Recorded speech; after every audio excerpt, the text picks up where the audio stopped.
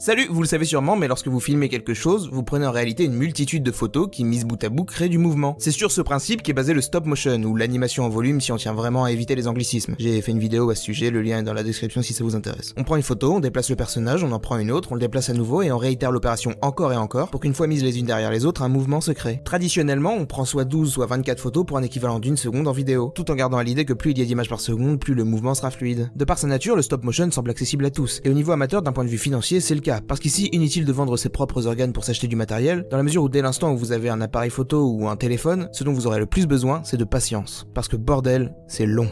Pour vous donner un ordre d'idée, le tournage du film L'incroyable Noël de Monsieur Jack a duré 3 ans, avec une moyenne d'une semaine de tournage pour 1 minute de film. Au tout début des effets spéciaux, c'était cette technique qui était utilisée pour animer les gros trucs, genre King Kong, Ta Mère ou les transporteurs blindés tout-terrain de Star Wars. Je trouve personnellement que le stop motion est un genre d'animation particulièrement stylé lorsque c'est un choix et non une contrainte. Parce que j'avoue, quand ça se veut réaliste et au sein d'un film, ça pique un peu les yeux. Comme on l'a vu, le stop motion consiste à prendre une multitude de photos d'un sujet fixe pour créer du mouvement après. Seulement, cette technique a pour conséquence de supprimer le flou de mouvement qu'on a l'habitude de voir lorsqu'on photographie ou qu'on filme directement un sujet qui se déplace rapidement ou qui fait un mouvement brusque. Cette absence de flou de mouvement provoque donc une impression de déplacement saccadé qui fait pas super crédible. Star Wars, pour plus de réalisme, utilisera une technique de stop motion particulière appelée le go motion. La technique consiste à faire bouger légèrement le sujet au moment de la prise de certaines images afin qu'il soit flou et ainsi recréer cette fluidité dans le mouvement une fois les images assemblées. Bon, maintenant Star Wars, comme beaucoup, est passé au tout numérique puisque c'est quand même nettement moins galère et beaucoup plus rapide. Mais même si on aurait pu penser que l'arrivée des effets visuels numériques aurait enterré le stop motion, en fait pas du tout. D'excellents films font toujours le choix de cette technique, on le retrouve aussi dans la pub et même par exemple sur l'excellente chaîne YouTube de Nicolas Carnol, lien en description. Le stop motion a même su s'adapter au fur et à mesure du temps. Aujourd'hui, il en existe plusieurs catégories différentes. On a vu le go motion qui est plus une technique alternative qu'une catégorie à part entière, mais il y a par exemple la pixelisation qui consiste à faire du stop motion non pas avec des objets mais avec des acteurs. Là, les mouvements saccadés sont clairement l'objectif puisque c'est l'esthétique du stop motion qui est recherchée. On peut aussi faire de l'animation en 2D en animant par exemple du papier image par image. C'est ce qu'on appelle le cut out et c'est de cette façon qu'a été fait le premier épisode de South Park, qui est ensuite passé au numérique pour accélérer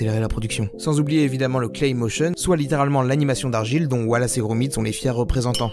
Voilà, je mets dans la description certaines chaînes de stop motion que je trouve cool, donc si ça vous intéresse, n'hésitez pas à aller y faire un tour, et si vous vous lancez là-dedans, n'hésitez pas non plus à m'identifier sur Insta ou Twitter. Sur ce, moi je vous laisse, il faut que j'aille aider un squelette à organiser Noël. À la prochaine, salut!